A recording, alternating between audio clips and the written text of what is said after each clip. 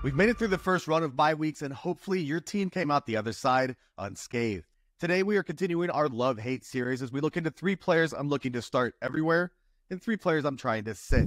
But before we dig in, head over to 4for4.com, use promo code YouTube to get yourself 25% off any subscription plan. Start Amari Cooper. Changes in the Browns offense may be coming soon, starting all the way up at the top. Browns beat writer Tony Grossi believes that Ken Dorsey should be taking over play calling duties as early as this week. This may hopefully breathe some life into Deshaun Watson and therefore Amari Cooper's bottom line.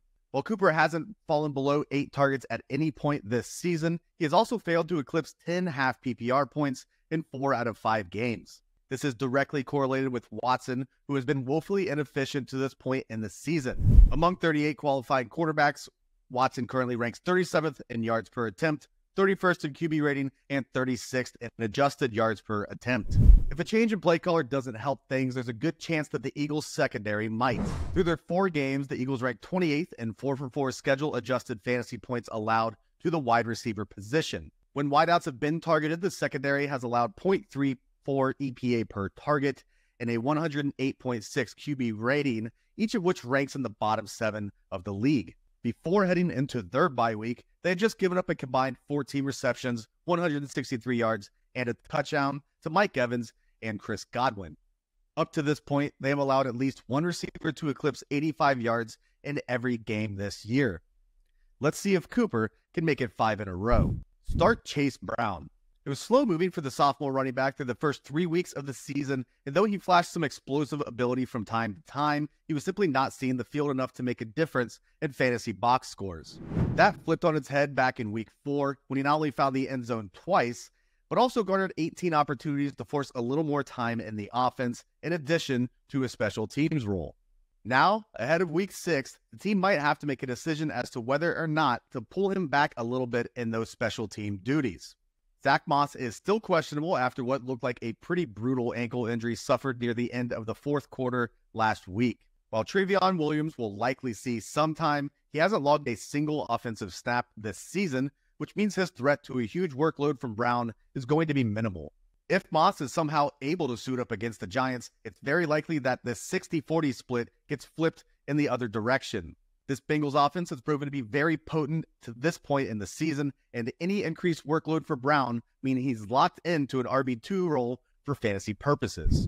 Start Jameson Williams. Dealing with an early bye for all of the Lions' fantasy pieces was a tad bit annoying for managers, but we're gifted with a matchup in Dallas in which the total has soared to 52.5, and the Cowboys' defense is reeling. Defensive end Sam Williams was declared out for the season back in training camp.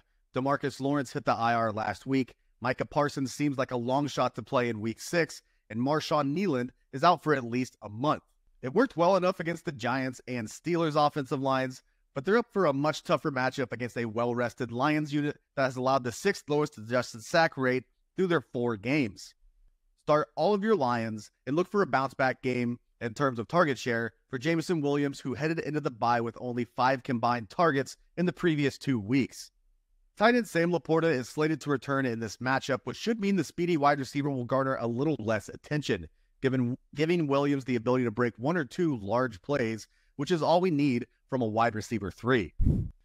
Sit Rachaad White. 66 total yards on 13 opportunities. Not a terrible stat line for someone we were pretty sure was about to get his RB1 title usurped by a 4th-round rookie. But when you gain 56 yards on one of those opportunities, it's easy to see why we would have expected Rachaad White to rack up more than 10 yards on his 12 other carries and targets. That's sort of what we've come to expect out of White: general inefficiency and a fantasy box score that doesn't do much for our winning aspirations if he doesn't find the end zone. While we can safely assume that White could fall into the end zone at some point this season, this potent offense has already begun to incorporate its backfield mate around the goal line. With 2 more rushes from inside the Falcons' 10-yard line last week, Irving now leads the third-year back in carries from in close, notching 6 to White's 4, while earning 2 first downs and a touchdown to White's 0. It's not only the red zone where White is losing work, it's all over the field in all aspects of the game. After logging 47.2% of the team's rush attempts and a 57.4% route participation through the first 2 weeks of the season, those numbers have dropped to 38.8% of the attempts and 48.3% of the route participation. With both those numbers dropping around 10%, it might be time to start looking elsewhere for our RB3 options. This week, the Bucs take on a Saints defense that has allowed the 8th fewest rushing yards per game. Sit Ladd McConkey. The Chargers are coming out of a bye week that was crucial for the team to lick their wounds. With 2 losses against the Saints and Chiefs that produced exactly 10 points in back-to-back games, Justin Herbert was hobbled with an ankle injury while the offensive line dealt with a litany of ailments.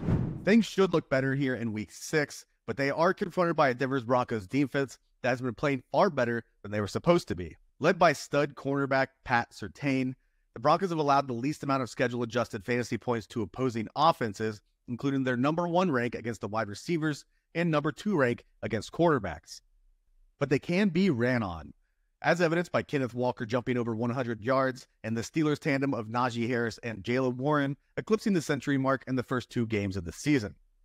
This could lead to a typical Chargers run-heavy approach, which has held rookie Ladd McConkey under 70 yards through the first 4 games of the season. While McConkey does still have upside in this offense, this isn't the best situation to trot him out. 4for4 currently ranks him as a top 40 option, and while I won't argue with that, I think his ceiling in Week 6 leaves a lot to be desired. Sit Rico Dowdle. We finally have a little clarity in the Dallas Cowboys backfield after a very murky start to the season. After very clearly outperforming Ezekiel Elliott for weeks now, Rico Dowdle was handed a huge majority of the workload and a 20-17 win over the Pittsburgh Steelers. Dowdle's 20 carries and 22 opportunities were easily season and career highs, while his 114 total yards equated to 18.4 half PPR points. We can hope against hope that this will be a permanent role change in Dallas, but don't rule anything out as they continue to talk about getting Dalvin Cook injected into the offense. In the short term, we should consider Dowdle a fringe RB2, RB3, and a good offense, but they're probably not going to be able to simply grind the clock out with an explosive Lions team on the other side of the ball in Week 6. Not only should we assume that the Cowboys will need to take to the air, there's also the Lions' run defense to consider here. Detroit ranks 3rd in schedule-adjusted fantasy points allowed to the running back position, while allowing 64 yards per game to non-quarterback runs, the 4th best in the league. There is a chance that Dowdle simply gets so much volume that the matchup here doesn't matter, but there's probably a better option on your squad and a less harsh matchup. While Dowdle should be rostered anywhere you have the bench space for him, you might be better off playing him when the Cowboys come out of their Week 7 bye.